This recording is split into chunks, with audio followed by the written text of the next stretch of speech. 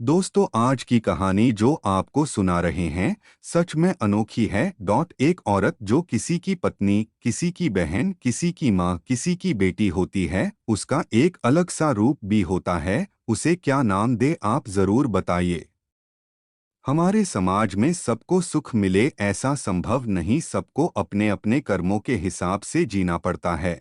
और इंसान इस बात को समय रहते समझ नहीं पाता। पैसा सबको अच्छा लगता है मगर प्यार हर कोई करना नहीं चाहता दूसरे के पैसे पर। कोई कब तक मौज मस्ती कर सकता है। दोस्तों, आज आपको एक ऐसी ही कहानी सुनाई गई है जो वैसे तो पंडित का काम कर रहा था, लेकिन शादी से पहले हुई छोटी सी गलती उसका जीवन खत्म कर गई। और दूसरी तरफ दो महिला जी को उनके पति ने अपने साथ नहीं रखा दिया।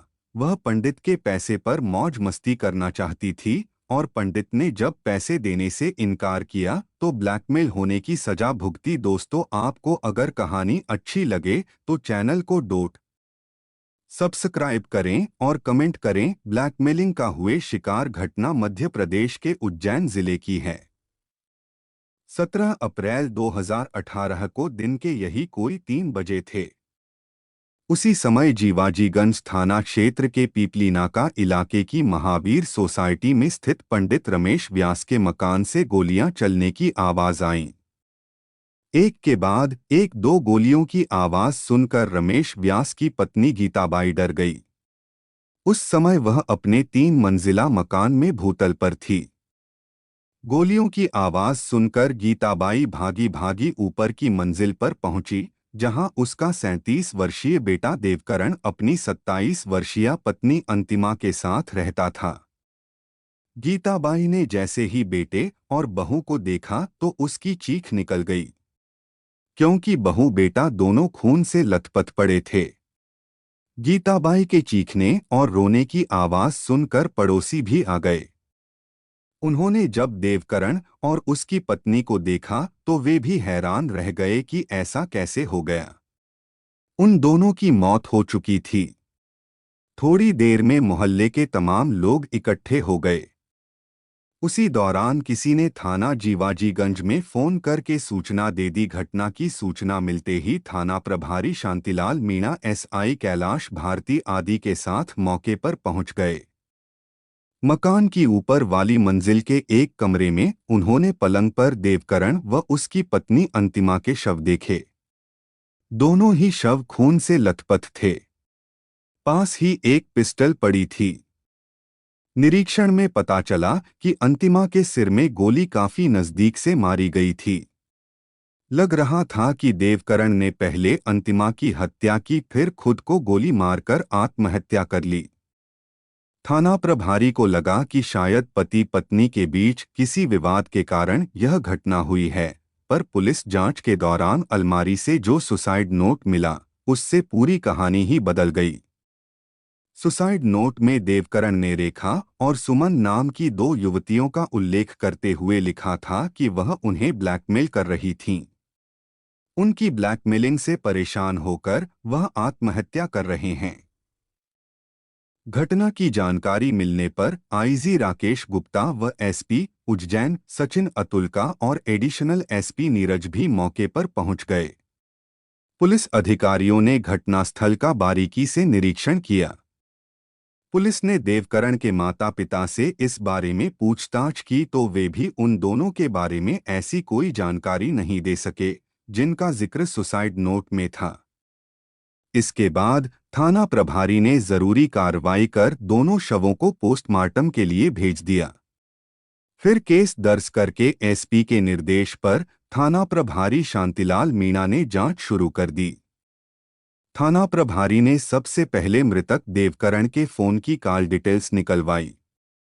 कॉल डिटेल्स से यह बात सामने आई कि देवकरण की अक्सर एकमपुरा सोसाइटी में रहने वाली रेखा, इंदौर के पलासिया में रहने वाली उसकी छोटी बहन सुमन और एक युवक लाखन से बात होती थी।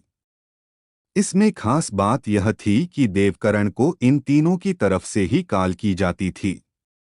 देवकरण अपनी तरफ से उन्हें कोई फोन नहीं करता था।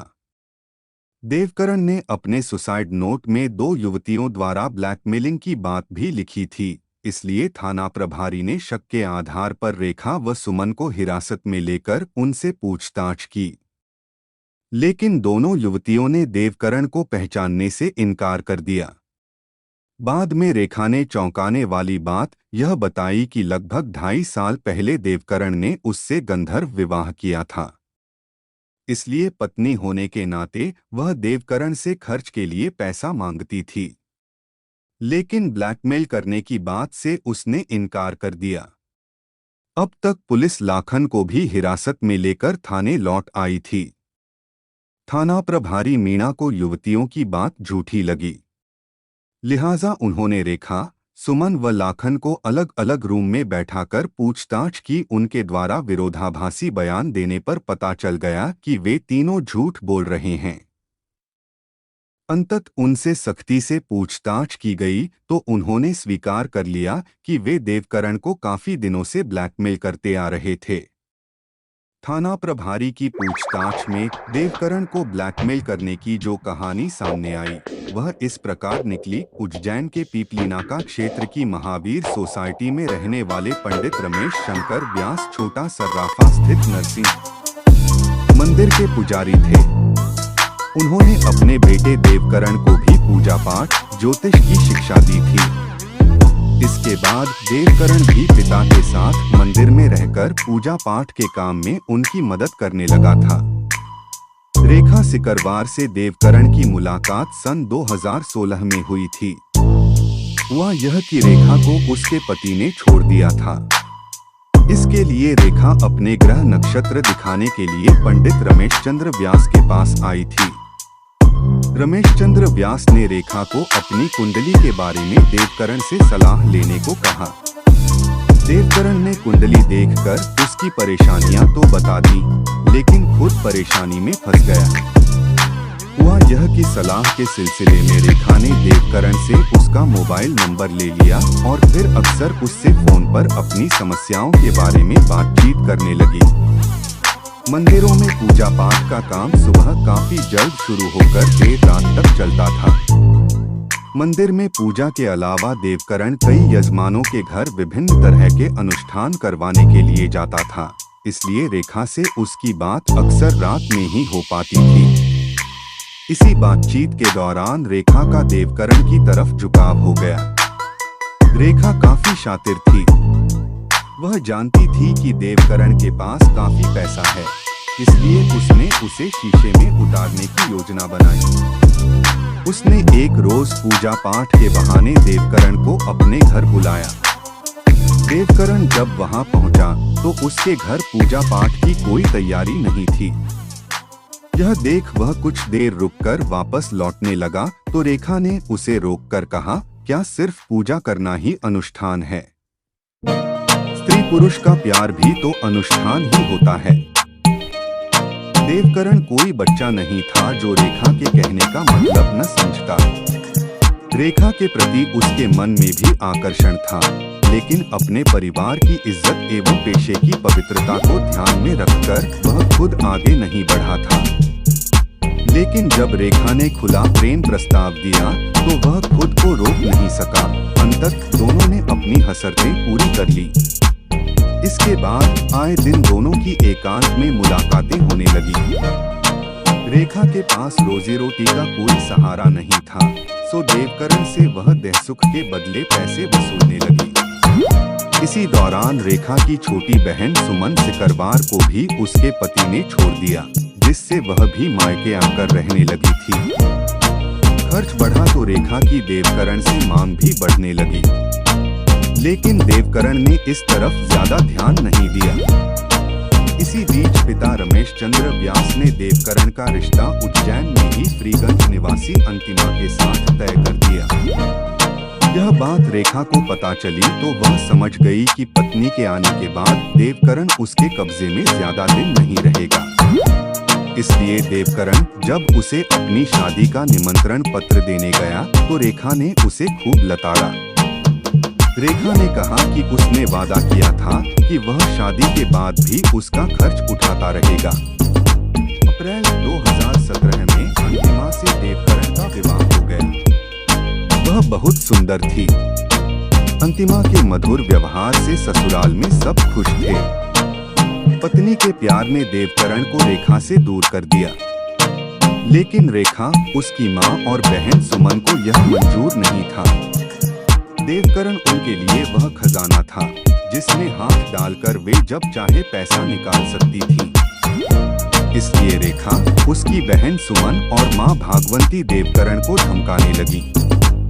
उन्होंने धमकी दी कि अगर उसने पैसा नहीं दिया तो वे उसे बलात्कार के आरोप में जेल पहुंचा देंगी।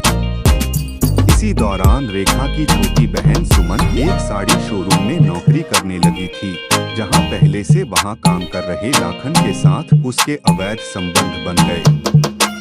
लाखन भी शातिर था, इसलिए कुछ ही दिन में उसने सुमन की बहन रेखा को अपने प्रेम जाल में फांस लिया।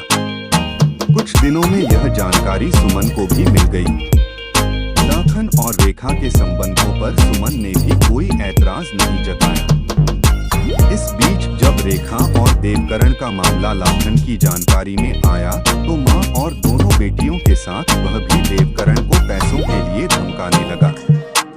देवकरण के पिता रमेश चंद्र की समाज में काफी इज्जत थी। लोग उनका बहुत सम्मान करते थे, इसलिए देवकरण परेशान रहने लगा। साथ ही उसे पत्नी अंतिमा की भी चिंता थी। उसे लगता था कि यदि अंतिमा को रेखा के बारे में पता चलेगा तो वह उसके बारे में क्या सोचेगी।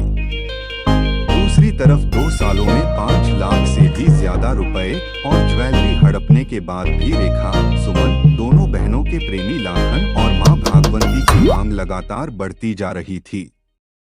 घटना के एक दिन पहले देवकरण उदयपुर में एक यजमान के घर बड़ा अनुष्ठान करवाने गया हुआ था। यह बात रेखा को पता चली तो वह उस पर दबाव बनाने लगी कि अनुष्ठान की दक्षिणा में मिली धनराशि वह सीधे लाकर उसे सौंप दे। देवकरण ऐसा करता तो घर पर पिता को क्या जवाब देता, इसलिए उसने रेखा की बात नहीं मानी, जिससे रेखा की मां भागवंती ने उसे फोन पर धमकी दी कि वह उसके हाथ पैर तुड़वा देगी। लाखन ने भी देवकरण को धमकाया कि यदि उसने पैसे नहीं दिए तो अंजाम भुगतने को तैयार रहे। इससे देवकरण को लगने लगा कि अब उसकी इज्जत को कोई नहीं बचा सकता। इससे उसने परिवार की इज्जत बचाने के लिए खुद की जान देने का निर्णय कर लिया। लेकिन खुद की जान देने से पहले उसने अपनी गलती के लिए पत्नी अंतिमा से क्षमा मांगने की सोचकर अपनी परेशानी बता दी। इस पर अंतिमा ने कहा कि जब वह नहीं रहेगा तो वह अकेली जीवित रहकर क्या करेगी, इसलिए उसने भी साथ मरने का फैसला कर लिया। जिसके बाद 17 अप्रैल को मंदिर से घर वापस आकर देवकरण ने अपने कमरे में अपनी लाइसेंसी पिस्टल से पहले अंतिमा के सिर में गोली मारी, फिर खुद को गोली मारकर आत्महत्या कर ली। पूछताछ करने के बाद देवकरण को ब्लैकमेल करने वाली दोनों बहनों रेखा, सुमन, उनकी मां भागवंती और प्रेमी लाखन को गिरफ्तार कर जेल भेज दिया।